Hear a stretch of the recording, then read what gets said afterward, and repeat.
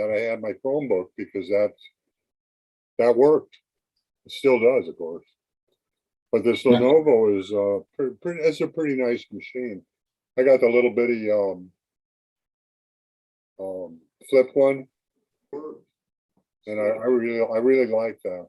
And that's a Chromebook? No, it's a Windows 10. Oh, okay, good. But I like being able to have the touch screen available. Not really, when you don't have much feeling in your fingers, it really helps to be able to move it, on the screen. Sure. But what's funny is it's got a very good backlight feature, but my eyes are going. So I did what I did to all the other computers. I bought from Amazon these yellow stick-on keys, and you just stick it on all the various keys, and it gives you really high contrast. So any of you who are having trouble seeing your keyboard, you might want to look at that. It's a real cheap way of going without having to buy a special keyboard. What size screen is your Chromebook? 15. Mm-hmm. I tried a bigger one, but it didn't make any difference because I'm using a 32-inch monitor as the monitor. So I have a dual image. Okay, that works. Yeah, good. When I bought my original NUC, I got a touch screen with it, 24-inch touch screen. And I loved it. When it died, I cried because to get another touch screen, we're looking at close to $1,000 anywhere. I could not find one inexpensively. So when I got this new NUC, I just bought a new monitor. I did not buy a touch monitor, and I really miss it. Yeah, well, that's the nice thing about the flips. They're convertible because it goes regular monitor, keyboard, tablet, and touch, and it's included in the price. It just comes. But yeah, it's I'm pretty happy with the machine. It does a few little weird things. That's why I'm hesitant to go up through Windows 11. I figure I'll let you guys solve all the bumps and what happens. Jim, Come in and do one. They'll never be solved. Yeah, if it's broken 10, it's going to be broken 11. Exactly, never solved. Well, It's a continuous experience. Well, it's like with my phone. Every time I get an upgrade, something changes. Well, that's what an upgrade does. I know, and it's very frustrating because they don't tell you. Surprise, surprise. Yeah. Technology always moves forward. Yeah, my kids are trying to convince me to go to an iPhone because of the medical and fall detection, since I seem to be an up to downer person. In other words, falls. Yeah. I don't know. You guys tested that? How reliable is that accelerometer in the iWatch? I I think that's a run video question. on it. I did a video on it. I'll send you the link, but I did a video on that. Oh, I appreciate it. Because I used to be a Mac man.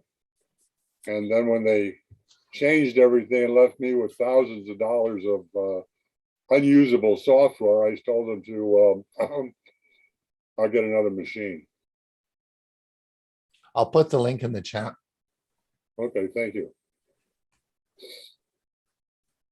Oh, Can I ask a question? Good morning, everybody. good morning. Good Good morning. Hey, Marie.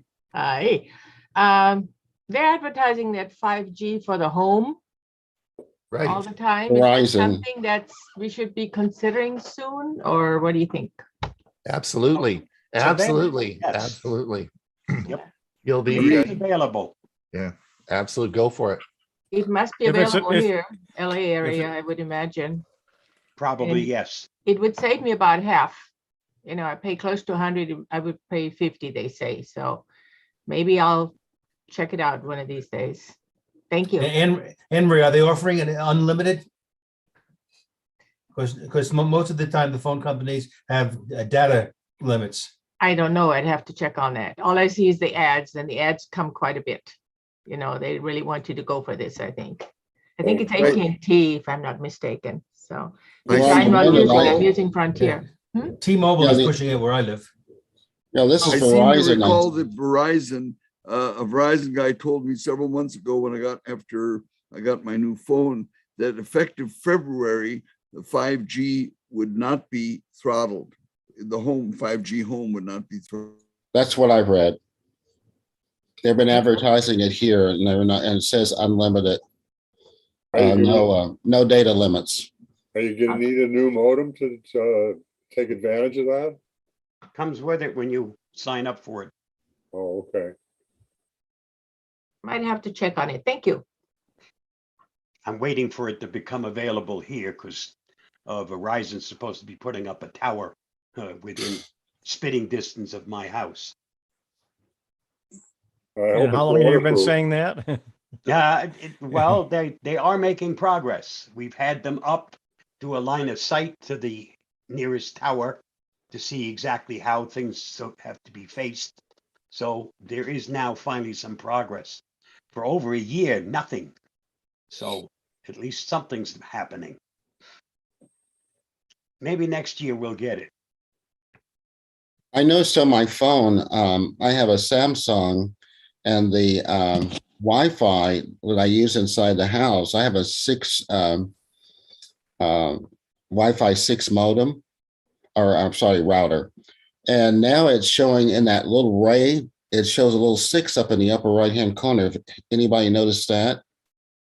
By the way, that's because of the effect of the Wi-Fi Alliance, which I'll be speaking on today. Oh, you're going to show that little symbol? No, I didn't cover that because I thought it was a little too far out, but I wish I had now. If you Yeah, go to it's- Wi-Fi Alliance and look at their logos, you can see those symbols. A 6 for Wi-Fi, for Wi-Fi 5, etc. Yeah, it's showing up in the little ray that shows that you're on Right. Wi-Fi and has a little 6 there. Right. Thanks, Dewey. I didn't know that. Bob, do you have to be in line of sight for the 5G to work? The real high speed, yes, you would have to be line of sight. But there's also near field, and then you don't have to be line of sight. But I am line of sight. Well, wasn't that the original idea with the 5G, that the transmitters, instead of being on some central tower, would be placed around the neighborhood or something like that? Yep. Right. They are lower to the ground. Yeah, but- And go and ahead. they're closer together, actually. The only place I know that we have it here is up in the Edmond area. They have these, you can see the towers or the transmitters in various points, but they're lower than the ones that was used for the regular service or the older service. Yeah, well, the article I read sort of indicated that they were gonna go through the neighborhood, talk to the people and put it on their garage, so to speak, within a community. So that there were a whole bunch of them just covering the area instead of one central transmitter. Yeah, where I am, we sit on minimum of an acre land, so kind of hard to do those things. Not the same type of neighborhoods. We have different neighborhoods all over. If you're in Well- the city, it's one thing, but if you're out in the country, Yeah. it's a little bit more hairy. Well, you know, smoke signals still work.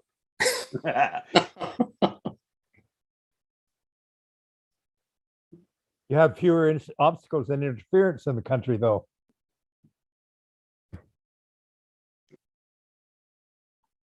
Yeah, Don't have all the That's big true. houses all around. That's correct. Good morning, this is Donna, and I wanted to share, we tried T-Mobile's 5G modem. And we have a bottom layer to this house that part of it's in the front yard, you can't see it, in the backyard, it's all daylight. And so my husband tried it on all 3 floors of the house, so that included the attic. And the signal did not go through to bottom. And no matter what window he tried it at, when you did the speed test, it wasn't there. Compared to Comcast, it was so slow. And we then tried plugging it into the router, which is really strong and does our whole house without a mesh network or anything. It can cover everything, including a bit of outside. And so we plugged it into that. And again, it just didn't transmit through the whole house. So while the signal from T-Mobile, because they guaranteed, oh, it is so strong where you are, it doesn't go everywhere. So 5G in our own house doesn't go through the walls. You know, we have that set up too. It only works next to where you are, where the router and the modem are. The 5G only works there really well. It doesn't go through walls. And we had the same thing with this modem from T-Mobile. Now they give you a 30-day free trial. So we didn't pay the $50 and we just returned it to a local store. But we did give it a shot. We tried it everywhere in the house, every window, measuring. And you know, when you get 0.5 or something, or 5 versus 23, you need 25, right, to stream. Anyway, we just couldn't get the signal strength throughout the house to say goodbye to Comcast. So while Comcast is raising the rates, we're kind of stuck. We don't have much choice. So though, Donna, let me just explain to everybody that, because there's a confusion here as to the in terminology. When we talk about what happens is when the 5G comes into your house, it goes to a router, and then the router can broadcast in either 2.4 gigahertz or 5 gigahertz. It's not anything to do with 5G. 5G is the technology at which it comes to your house. And it is true that the 5 gigahertz, which are most of these are dual band routers, right? They're 2.4 or 5 gigahertz, right? And the 2.4 gigahertz is the one that, of course, transmits through walls really well. But the problem is your toaster and your oven and all the stuff in your house uses the 2.4. So 5 gigahertz, which is broadcast in 5 gigahertz, is more room specific, which is great if you're in areas like condos where there's a lot of that and you just want to keep it within 1 or 2 rooms. You're right, 5 gigahertz. That has nothing to do with 5G. 5G is simply the technology that is broadcast from the tower to your roof of your house, and that's how the 5G. Then it comes down through a line into a modem router in your house, and then the router will broadcast either in 2.4 gigahertz or 5 gigahertz. And that is immaterial. You can do that with DSL. You can have it with cable, fiber, whatever you have. It's Wi-Fi as it broadcasts to your house is 2.4 or 5 gigahertz. Do you see the difference? See what I'm saying there? I understand what you're saying, but when we did the speed test, when it comes out 1.5, how are you going to stream? We're talking about Wi-Fi. And we're talking about Wi-Fi in your house. The router will broadcast through your house in one of two. You have two options. Most of your dual band routers will be 2.4 giga, and you have the choice. You can choose which band you want, 2.4 gigahertz or 5 gigahertz. Okay, so you have your choice. If you look in your SSIDs there, you'll see that whatever your router is, whatever your name is of your Wi-Fi, you'll have two choices. It'll be 2.4 or 5, right? And 2.4 will broadcast through the whole house. Unless you have a really big house, then you need what we call a mesh router, right? That's another thing that we talk about. The far ends. Yeah. So we talk about mesh routers, and that's another issue. But that has nothing to do with 5G, which is that's not in your house at all. That's the broadcast from where from the tower to your house, and that's to do with cellular technology. It's not Wi-Fi technology. In your house is Wi-Fi, which is different technology. But Ron, the 1.5 she was talking about was the megabits per second. Oh, the download speed, the speed that she was getting. Right. And then we couldn't stream properly because that's a really slow download. We need at least 25. So what I'm trying to say is you can give it a try, and we they said place it by a window. We tried every window in the house, and then we also plugged it into our router, and it just didn't make a difference. So, I mean, it wasn't a good enough signal. Even though they said Could you see the tower? Could it you, wasn't Donna? good enough for our house. Yeah, Donna, could you see the tower? No, I have no idea where it is. But That's they probably they checked my house, my address, and wherever they were, they told me, oh, yes, you have this really strong signal. Mhm. I mean, it didn't hurt to try. Mhm. So at least it was a free trial. T-Mobile's already told me that I'm not anywhere near where I would be able to get 5G. Not until the tower goes up, and T-Mobile will then, of course, also have their spot. But they won't be as high up as Verizon, because Verizon's the one that's putting up the tower. Well, Donna, didn't you have the T-Mobile, the combination modem router, the little round thing that's about 9 inches tall in your house? Yes, it was a silver tube, about 9 inches high. See, that's a totally different situation, Ron. She had the modem and router from T-Mobile in her house.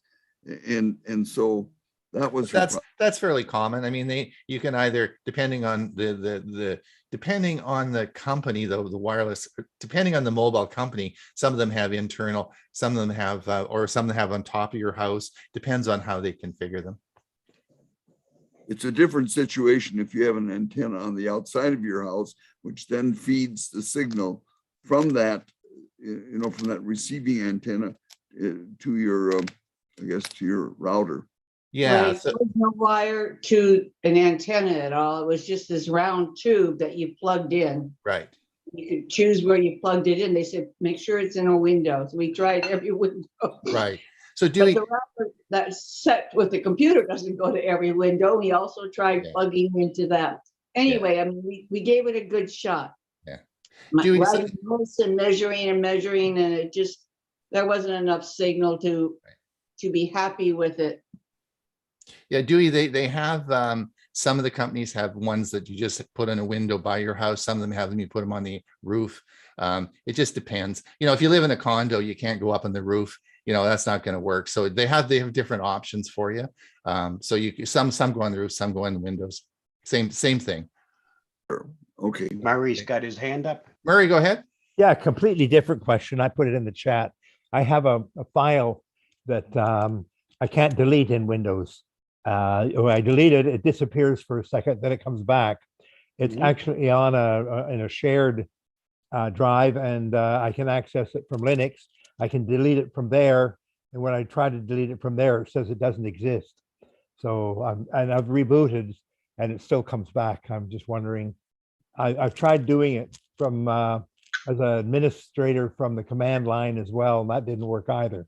Just wonder if anybody has any ideas. I've looked at all kinds of Google stuff, but I couldn't find anything that worked. It's a good possibility that it's a Microsoft system file that Microsoft No, creates. it's not. No, it's a video file that I had that I wanted to delete. Well, it was cropped, and I wanted to delete it. There was one that when I transferred it, copied it, it didn't quite finish copying, so it was messed up. But it says it's 7 gigabytes, but it won't delete it. It's not a system file.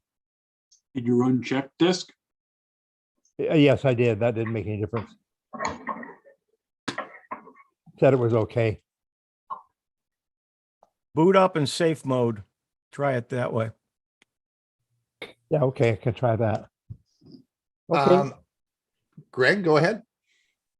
Hey, for Donna, we have the same problem. Our carrier just didn't update their system.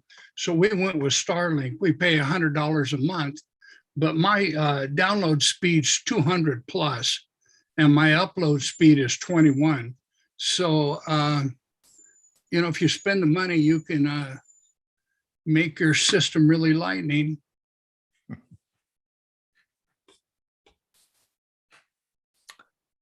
Thanks, Greg.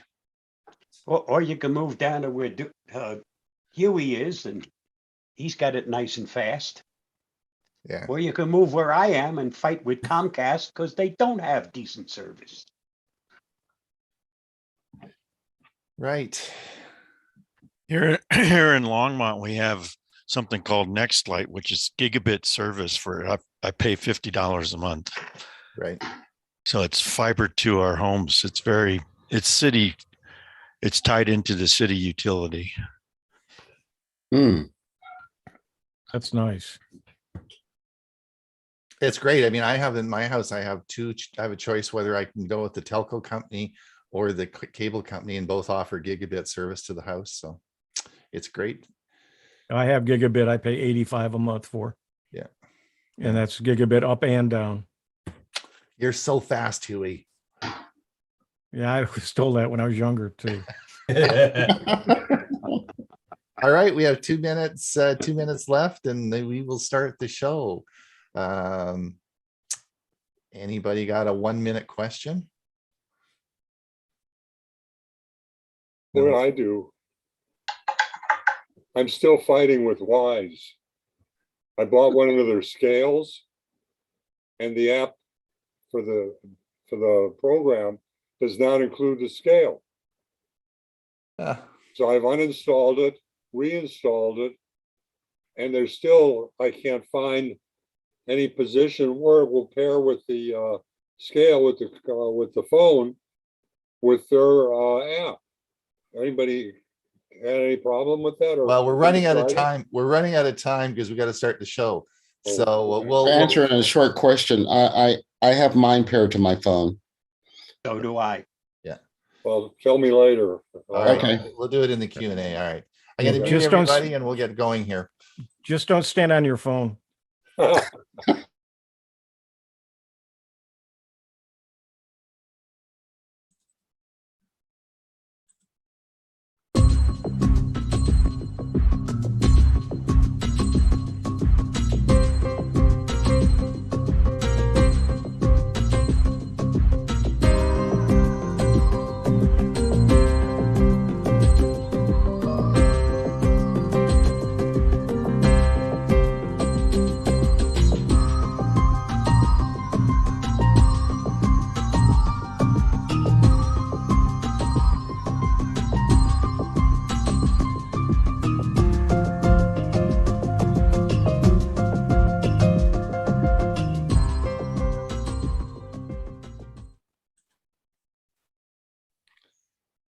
Tech for Senior, episode 101, February the 28th, 2022. We have 85 people in our Zoom meeting, a bunch over on YouTube. And guess what I'm wearing?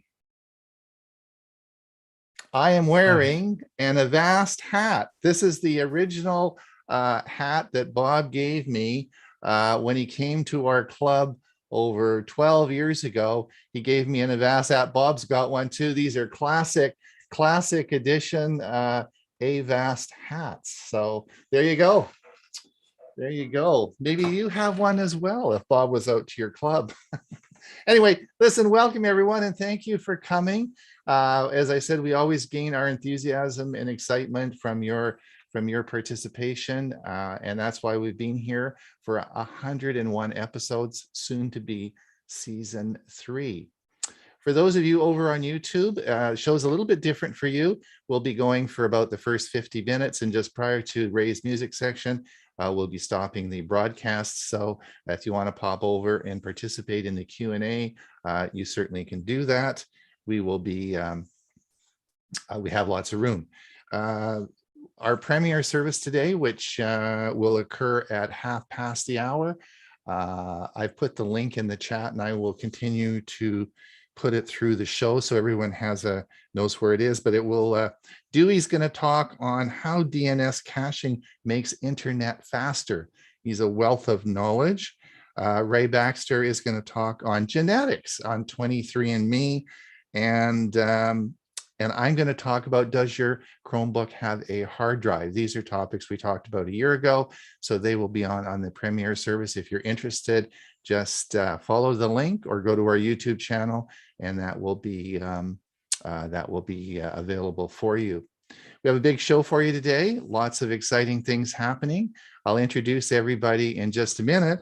I want to thank, as I said, we've reached our goal in our coffee fund. But if you do want to continue to donate, that's just great. It helps with our programs. And, we've got a lot on the go, as we talked about last week. I want to thank Eric Noyes and Bill James, who contributed this week. Thanks so much. We're going to leave that up, and it'll continue as time goes on. And thank you again for donating.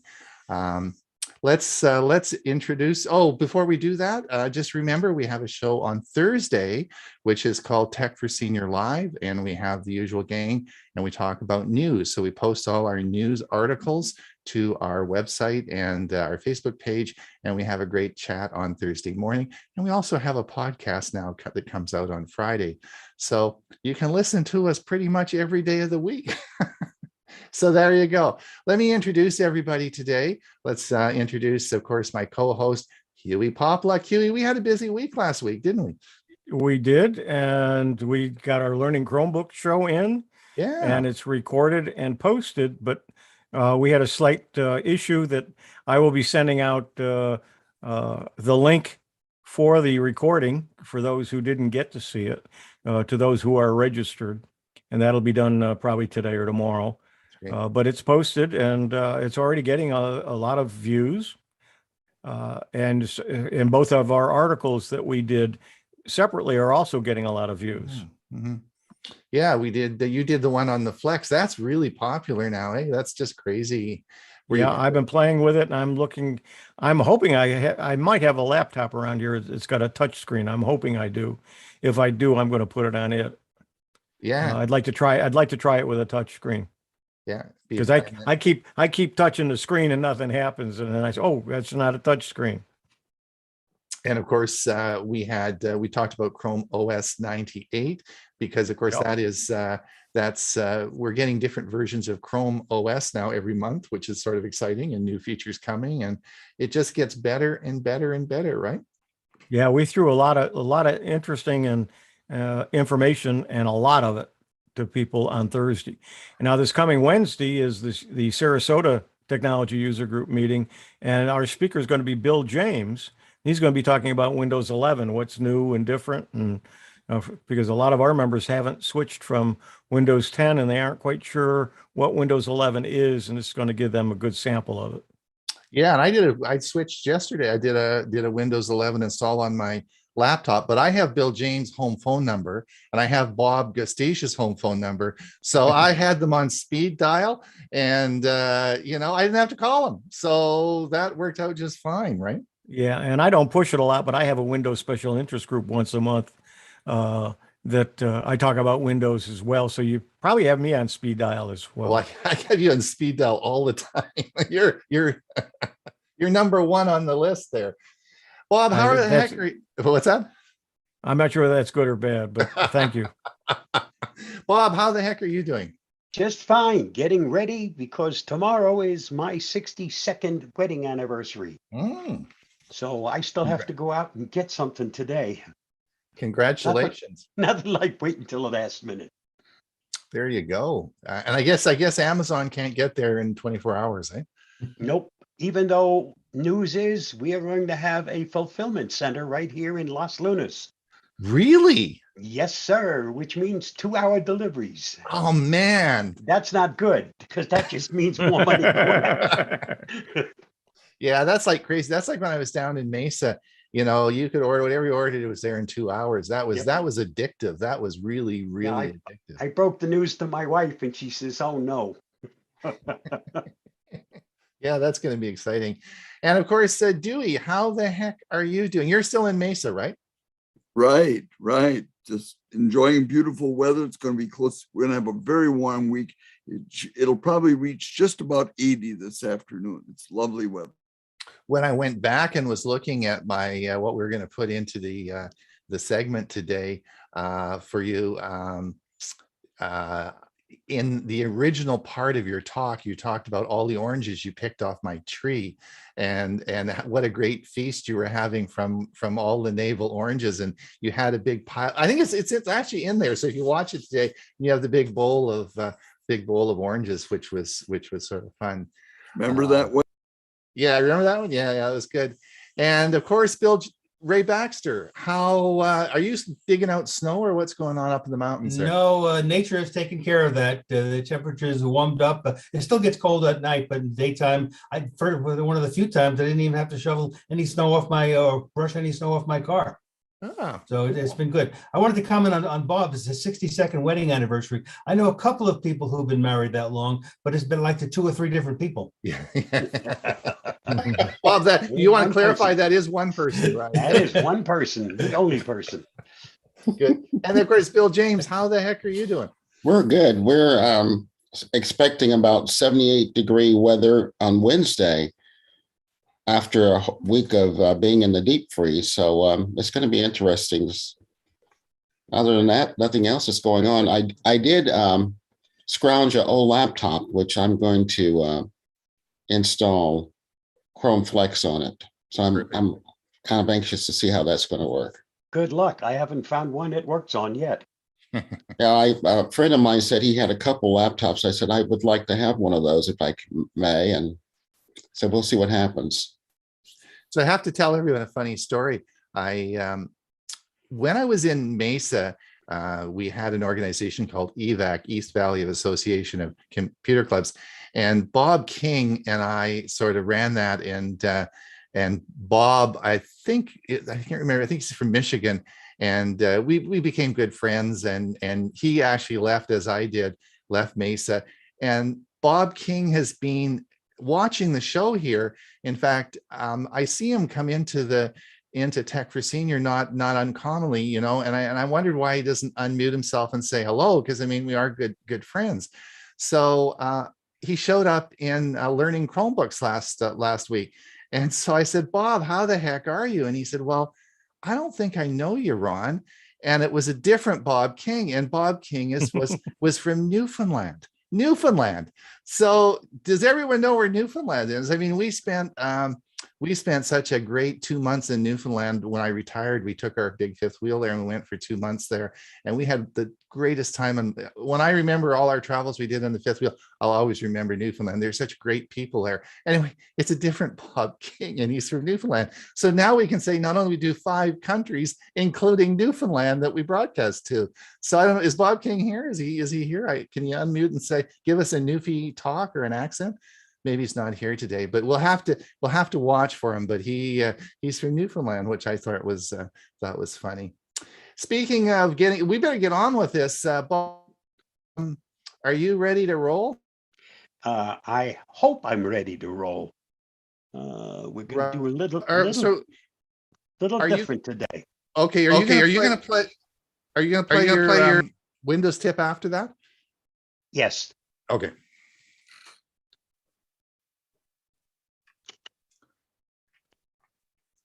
Here is the Avast Security News Roundup. Here is the Avast Security News Roundup 25th for the week ending February 25th, 2022. IRS offers non-biometric option. The IRS said this week that a new option in the agency's authentication system is now available for taxpayers to sign up for online accounts without the use of any biometric data, including facial recognition. The announcement comes in response to the backlash at a recent requirement by the agency that all users setting up online accounts with the IRS must be registered through ID.me, a verification platform requiring a video selfie for facial recognition purposes. Biometrics can be a useful and convenient way to authenticate users, commented Avast security evangelist Louis Carones. However, having to upload your biometric data is something most users don't feel comfortable with, and it is really understandable given the number of security breaches that happen on a daily basis. To quell privacy concerns, the agency now offers an option to verify user identity through a live virtual interview with ID.me agents. For more on this story, see CNET. Peloton goes down for 4 hours. Exercisers everywhere hit a snag Tuesday morning when Peloton, the popular internet-based stationary bike workout network, went dark at approximately 10:50 a.m. Eastern Time on February 22nd. According to Tech Radar, the blackout may have been the result of an ongoing Amazon Web Services outage, which affected Slack users as well. Peloton uses AWS to power its online classes and live workouts. On its status page, Peloton did not give any reason for the service interruption, but reported at 2:46 Eastern Standard Time that the issue with accessing Peloton services has been resolved. We apologize for any impact this may have had on your workout. Cybersecurity Center opens in New York. New York Governor Kathy Hochul announced that a new centralized cybersecurity hub known as the Joint Security Operations Center will be located in Brooklyn and serve as a headquarters for statewide cybersecurity intelligence and operations. The joint effort involves the mayors of New York City, Albany, Buffalo, Rochester, Syracuse, and Yonkers. The center will be composed of experts from federal and law enforcement entities, representatives from local and county governments, and New York City Cyber Command, a body of cyber defense experts from over 100 agencies. For more on this story, see ZDNet. Phishing malware bypasses MFA with screen sharing. A security researcher known as Mr. D0X has discovered a method by which attackers could use a new phishing technique to bypass multi-factor authentication through secret screen sharing.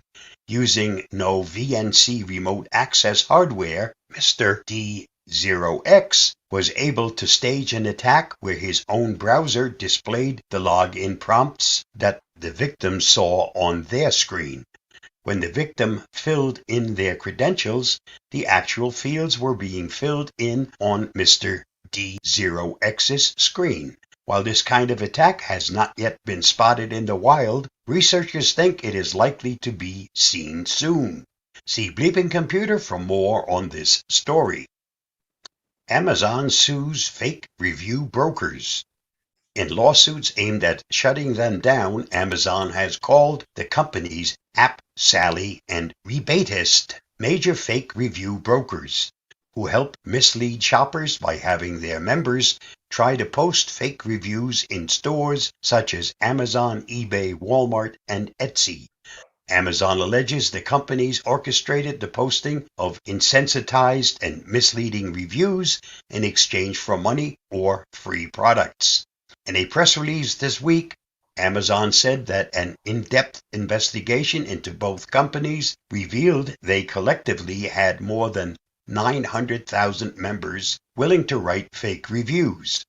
Amazon strictly prohibits incentivized or fake reviews and uses a combination of machine learning technology and skilled investigators to detect, prevent, and remove them, the press release states. US and UK expose new malware used by muddy water hackers. US and UK cybersecurity and law enforcement agencies today shared information on new malware deployed by Iranian-backed muddy water hacking group in attacks targeting critical infrastructure worldwide. This was revealed today in a joint advisory issued by CISA, the Federal Bureau of Investigation, the U.S. Cyber Command Cyber National Mission Force, UK's National Cybersecurity Center, and the National Security Agency. Muddy Waters is targeting a range of government and private sector organizations across sectors, including telecommunications, defense, local government, and oil and natural gas in Asia, Africa, Europe, and North America, the two governments said. Read more at Bleeping Computer. This week's must-read on the Avast blog. With the right support, many older people would venture into the digital world. Let's explore how the digital freedom of elders can be improved and maintain. Read the article at the link provided, or you may also enjoy my video on this topic. Just follow that link. And that wraps up this week's Avast Security News Roundup. Stay safe, stay secure, and I'll see you again next week. Bye-bye. If you enjoyed the video, Well done.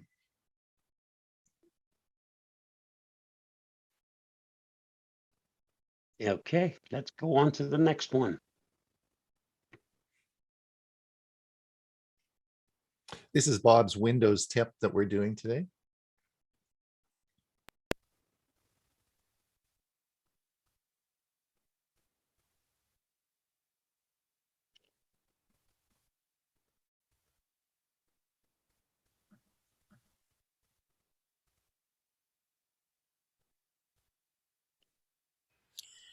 Windows 11 is leaving a mess, leaving many empty folders. This is what a sample folder looks like. The temporary folders are created by the provisioning packaging runtime processing tool, provtool.exe. These empty folders can be found by following the path listed here. On my main system, I emptied over 2,000 folders yesterday, but new ones seem to be created daily. I cleared them out yesterday, but 20 new folders were created during the day. Since they're empty folders, they really don't take up a lot of disk space, but it causes a lot of clutter and a mess. Removing them has no effect on the operating system, so hopefully this is something Microsoft hurries up and addresses, because it really isn't very pretty. Originally, I thought that maybe the problem was because that machine that I use on a regular basis isn't really ready for Windows 11, but somehow Microsoft decided to install it instead of the Windows 10 October update. So now I'm on a computer that is definitely ready. It's my Dell. So let's go ahead and take a look and see what we find on this computer. I'll start by opening up File Explorer, then go to Drive C. Next, go to Windows. Next, we want System 32. Select System 32. Next, we want Config. Next, System Profile. App Data. And then last, Local. Yep, and as you can see, we've got lots of these TW whatever temp folders. If I open one, you'll see they're all empty. There's nothing there. So let's just go back to local again. And what we want to do is clean out all of these temp folders. So select the first one, go all the way down, and as you can see, there are lots of them. And this is not a machine I use on a daily basis. Hit the Shift key and enter on the last item. That selects all of them. And now I'll simply do a right click and delete all of those folders. And as you noticed here, there are 1,759 items that were all the temp folders erroneously created on a machine that I don't use that often. Unfortunately, when I come back here tomorrow, if I use the machine during the day, there are going to be new folders that again should be gotten rid of. Actually, hopefully Microsoft soon fixes the problem so they don't mess up and create a clutter on the system. That's all. That's what it takes to get rid of the garbage. If you'd like to keep your system tidy, this is one thing you should keep clean. Stay safe, stay secure. I'll see you again soon. And no, Windows hasn't fixed it. It's still going on. And if you have a Windows 10 computer, check it because it's there also. So this has been going on for a very long time and it has not yet been fixed. Now I've figured out a way of using CCleaner to do this thing for me. So when I run CCleaner, I also wipe out those erroneous folders. And I'll share a link to a place where I described how you can set it up in CCleaner when we get to the Q&A session at the end. Thanks, Bob. Can you stop sharing? You sure can. There we go. All right. We'll talk more about that obviously in the Q&A. I have some questions. That's interesting. Let me just share my screen. We'll get on with see what Dewey has to say today.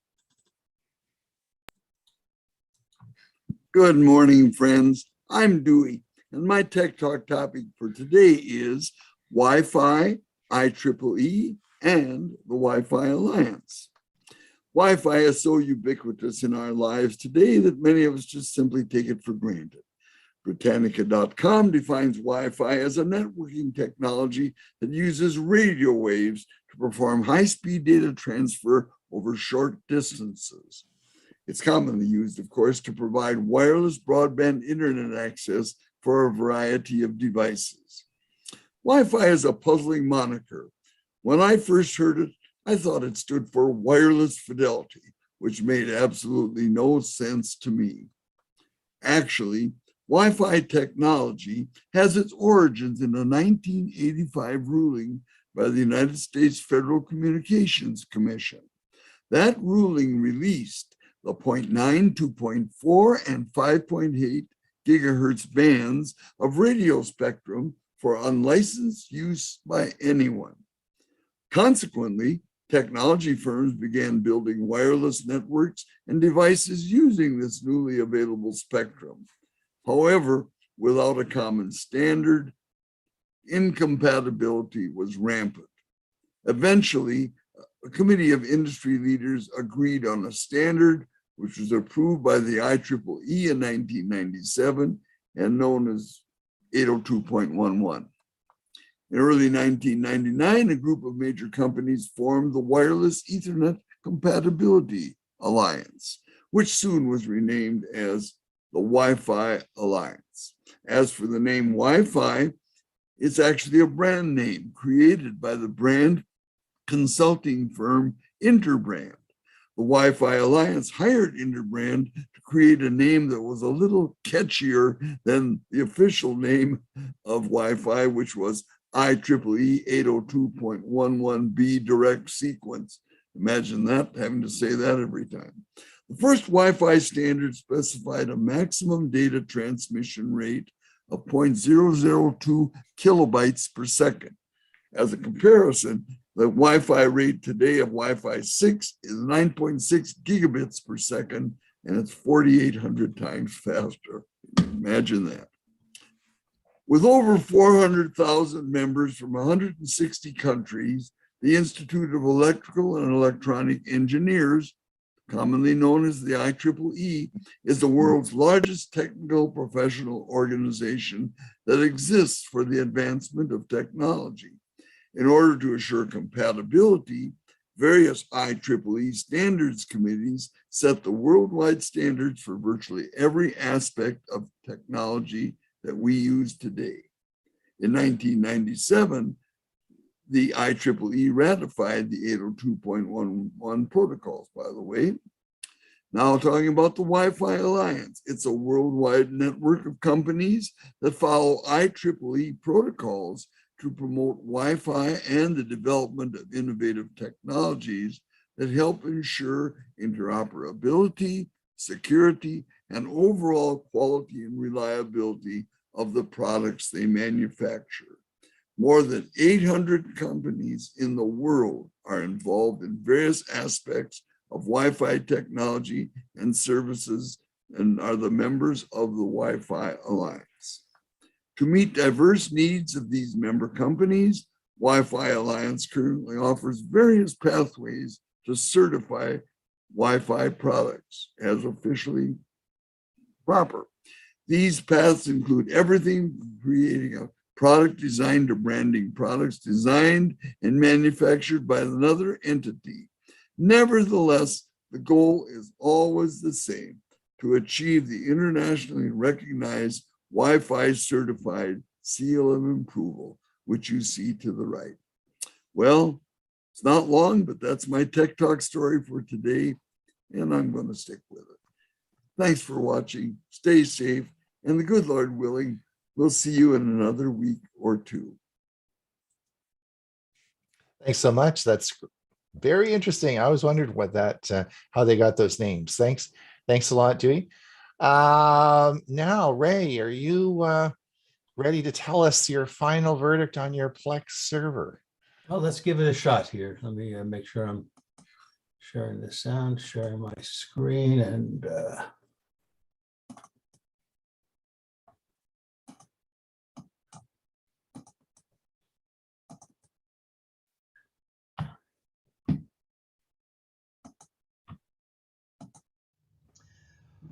okay, this is going to be creating a Plex server part 3, and today I'm going to focus on the music, how you can utilize your music, whether they be audio or video files.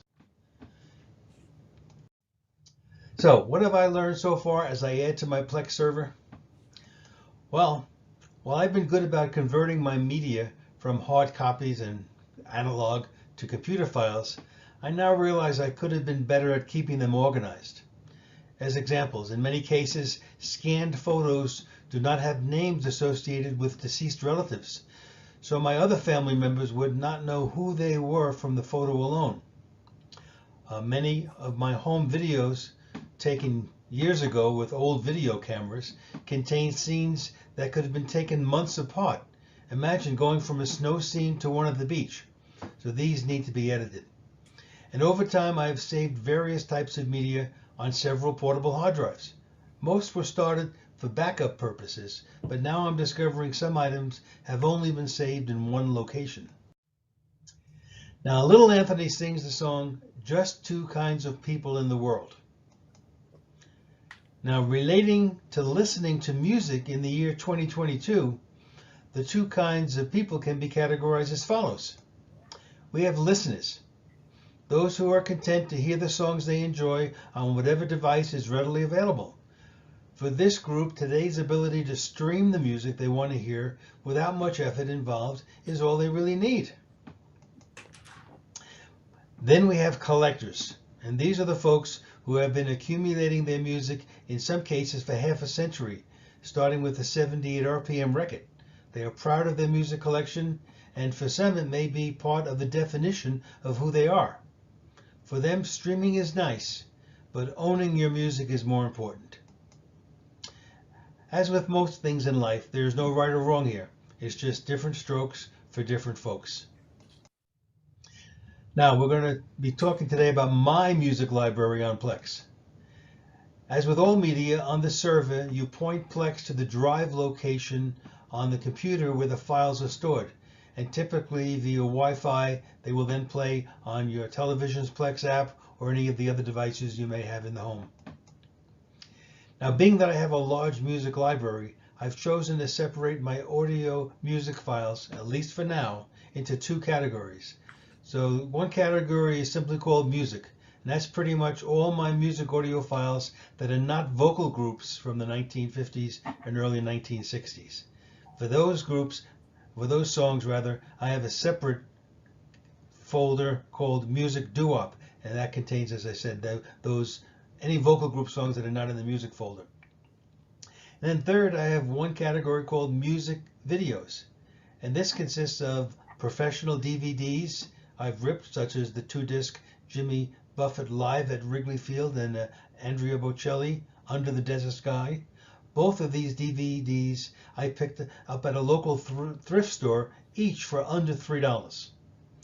I also have the YouTube downloads, including the ones that are the music outros for Tech for Senior. And then I have quite a few videos from small organizations that promoted music concerts primarily in the 1990s. All right, let's go to the video. Let me just make one change here. Well, I'm going to go right to it, actually.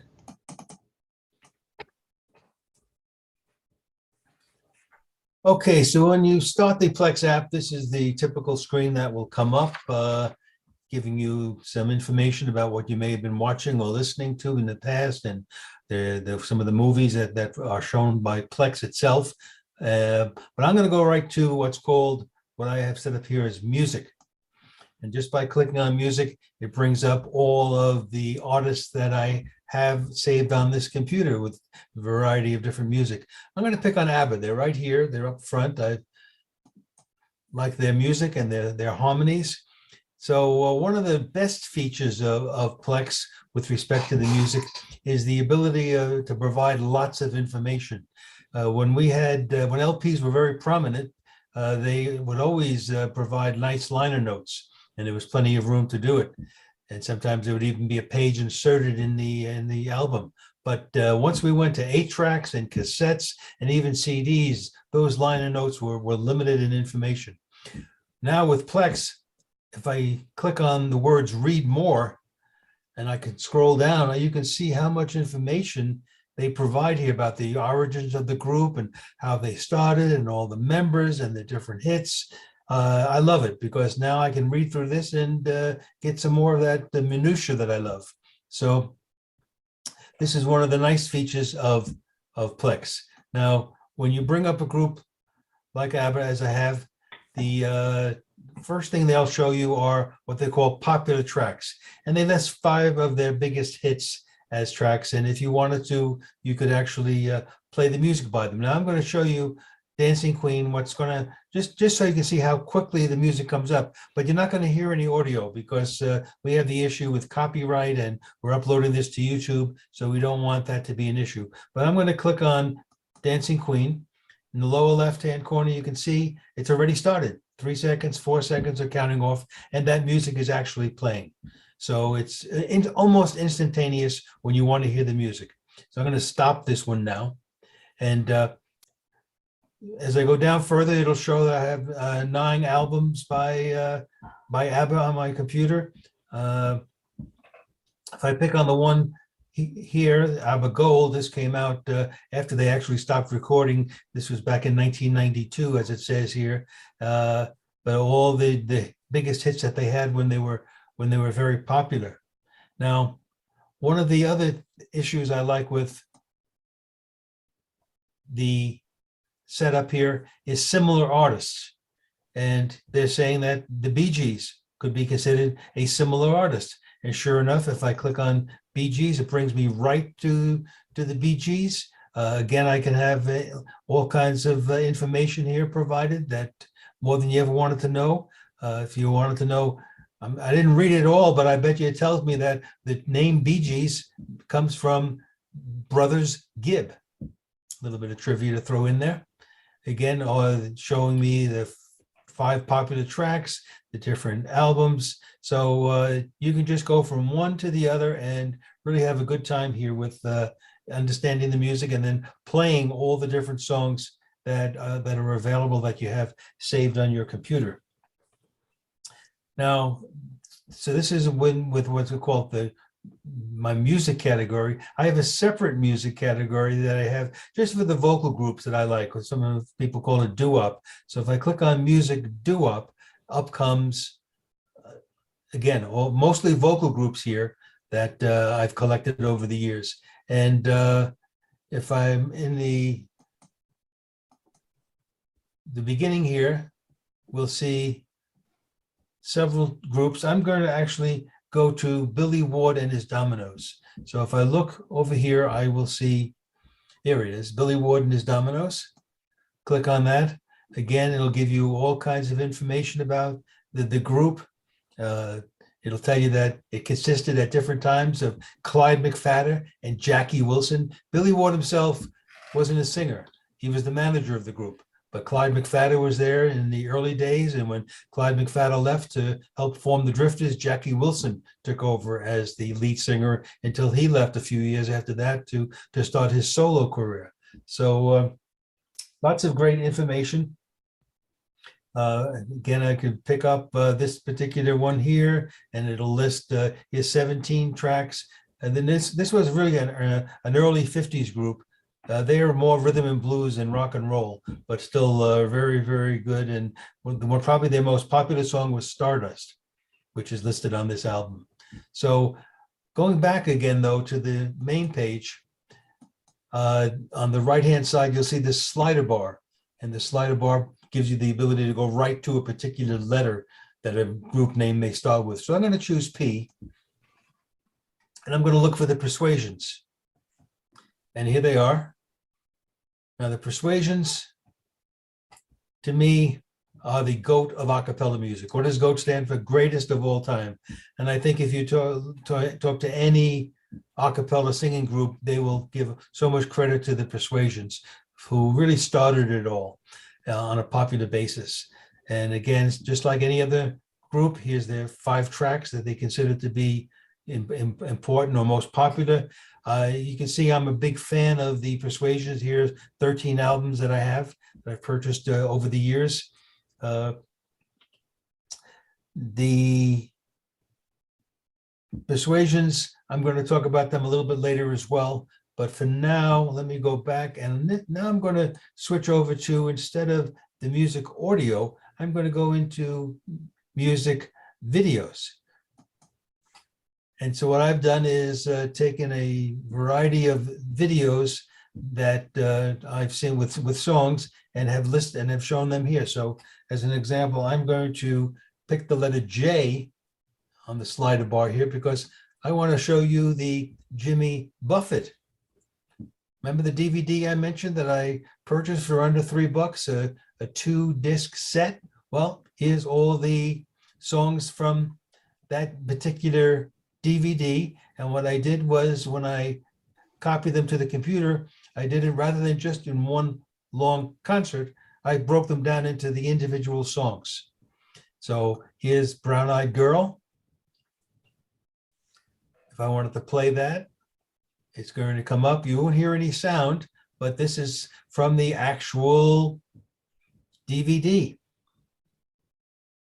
Jimmy Buffett himself talking a little bit. The crowd is really at Wrigley Field in Chicago, really enjoying the concert, you can tell. And here goes, the music is starting, and he's going to get into the song. So that's how quickly and easily you can bring up a video that you've saved on your Plex server on any of the devices that you're using.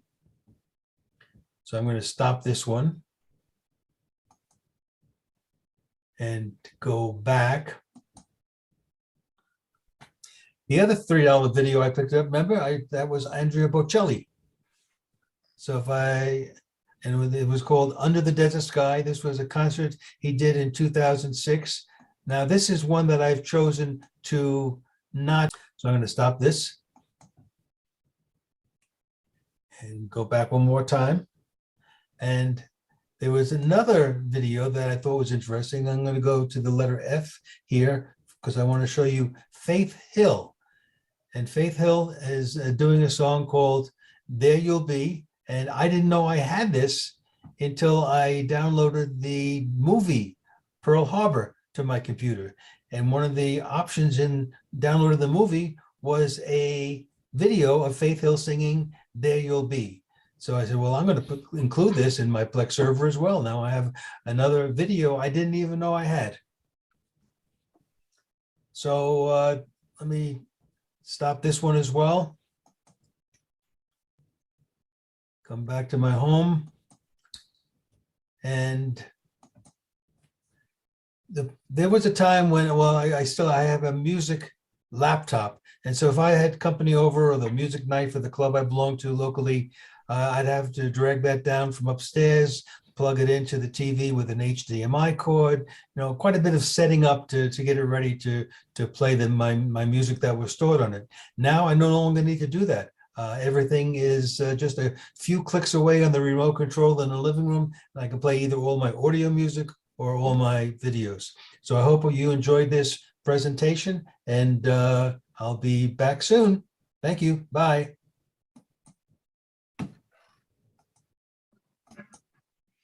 Thanks, Ray. That was really interesting. It's sure fast. Wow. Yeah, it's, anything you have, and I have quite a few songs, as you can imagine, and you bring them up in a matter of a second or two. Yeah, wow. Hewie, are you ready to roll? I certainly am. Go for it. Let me go for it here.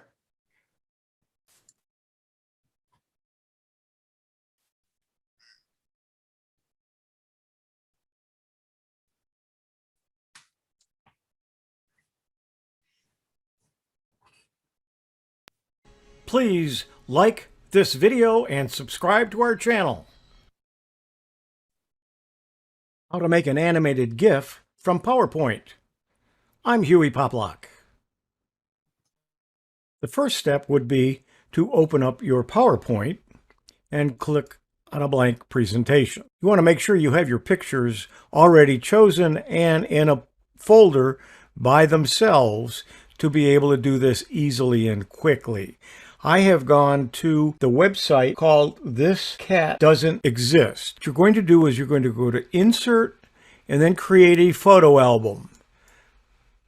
Click a new photo album, and then you have to go find the file. Once you're in the folder where the pictures are, you want to make sure you go there, and there are all the pictures. We want to include all of them, so we're going to highlight all of them, and then we're going to click on Insert.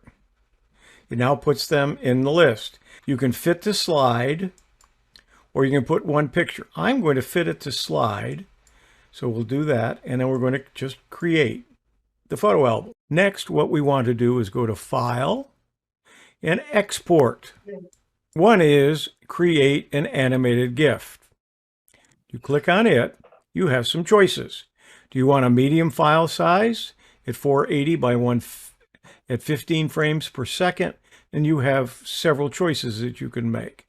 We're going to make it large. We're going to make it 720p. Now, how many seconds do we want for each slide? And let's make it 2 seconds instead of 1, which is the default. Then all we have to do is create the GIF. It's going to come up and ask us for a name. So we'll just call it Cats for Demo. And it's going to be a GIF file. And let's go ahead and put it on our desktop, just so we can find it easily. So it'll be Cats for Demo, animated GIF on our desktop. I'm going to tell it to save. I'm going to double click it. I left that one slide in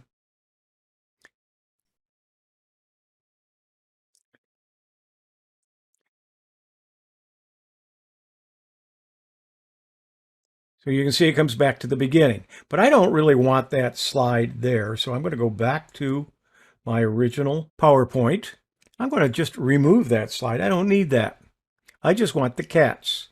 So now again, I'm going to go to File, Export, create an animated GIF. I'm going to keep the same size. Let's make it 1 second this time so you can see the difference. And we'll create another animated GIF. But let's call this one 2. Just so you can see the difference. It's there. We'll minimize. Let's go ahead and click on it.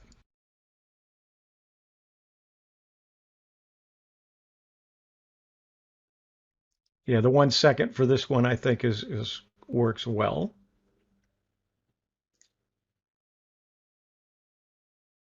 And it will play over and over again. That's what animated GIFs are designed to do.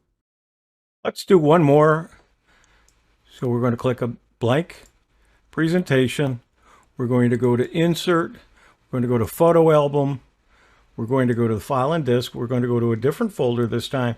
This time we're going to go to the Tech for Senior cartoons that I have. We're going to highlight all of them. We're going to insert them. And we're going to say, go ahead, fit the slide. Let's this time say one picture and create. It creates the photo album. Let's delete the first page.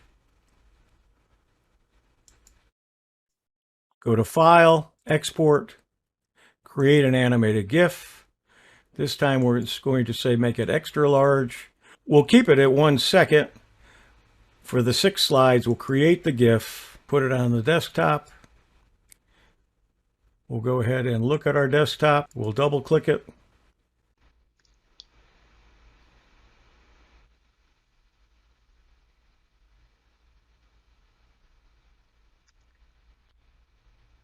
And that's our Tech for Senior animated GIF.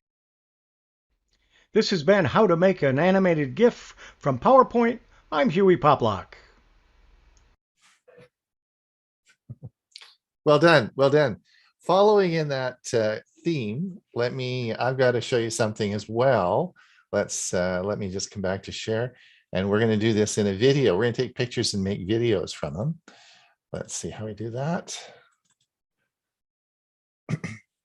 Ron Brown with Tech for Senior, making a movie with Google Photos. Let me show you how to do that. We're going to do that on a Windows 10 machine using the web version, and then I'm going to show you on the Android version when we use Android 12 and my Pixel 6 phone. Let's see how it's done. So I'm going to show you how I made the movie that I used in the intro. So these are my Google Photos pictures that I had in the intro. Let's select them all.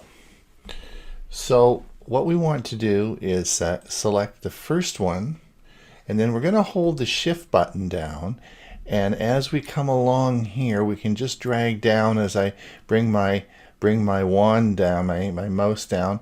We're going to come down here and I'm going to click the last one, and do you see how it highlights them all? So that's a little trick. When you start up at the first one, hold the shift key down and then just drag the mouse along. You'll see them all change into a slight blue. Click the bottom one and that will select them all. Now we're going to come back up to the top right here and we're going to see share, add, order photographs, trash, or we have three little buttons here which we'll talk about in a minute. But what we want to do is we want to make a movie. So what we're going to do is click the plus button, and here is where we can certainly make a new album. We can share an album. We can make an animation, which is different than a film. We can make a collage, which I'm sure many of you have done. But today we're going to make a film, and that's the bottom one. So let's click this, and it says here now, creating a movie. This will be an MP4 movie. So if we come over to the right side, you'll see that we have a slider that we can slide along here, and this indicates how long that picture is going to be in the movie. So you can adjust each picture, and you can decide how long you want them to be present in the movie. So we could make one picture longer, one picture shorter. Over to the right, these three little dots, you can insert clips, you can duplicate, and if you don't want this particular one, we can simply remove it and the clip is removed. So you have your choice of adding the clips, and down at the bottom here is the music track.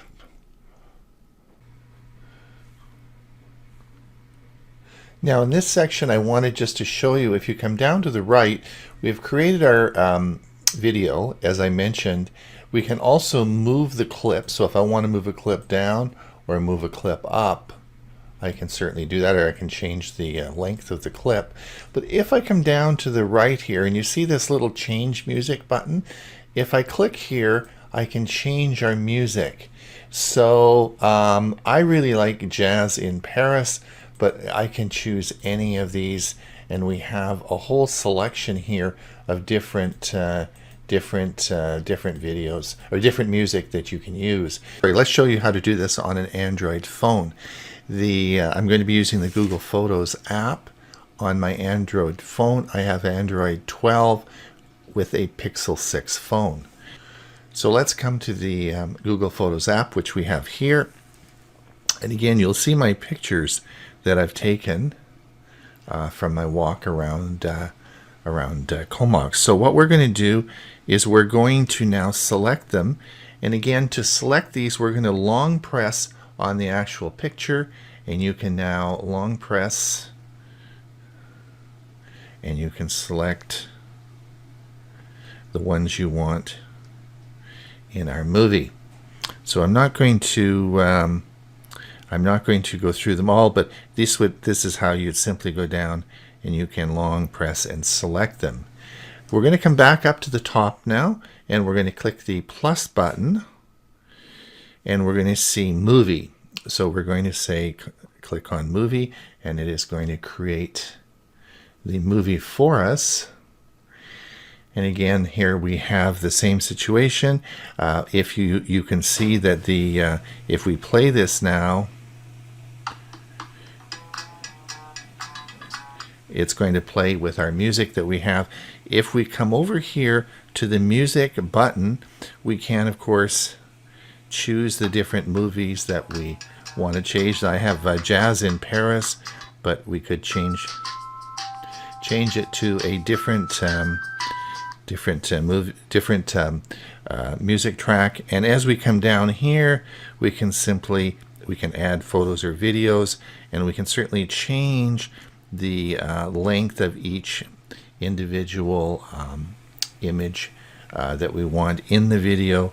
And the same, we can insert a clip, duplicate, or remove. And then all we have to do is hit save, and up here at the top, and that will save it and create a movie for us. And these movies are in the MP4 format, so you can use them as a YouTube short. You can put them on social media, save them, put them on your website, put them on Facebook, do whatever you want. It really works. It's a lot of fun. So that's how you do movies in Google Photos. Making a movie with Google Photos. It's Ron Brown with Tech for Scene.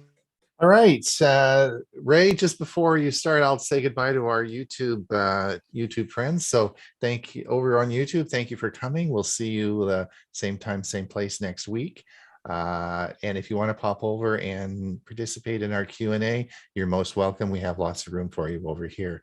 So, all right, Ray, let me just stop the feed, and I'll let you take it.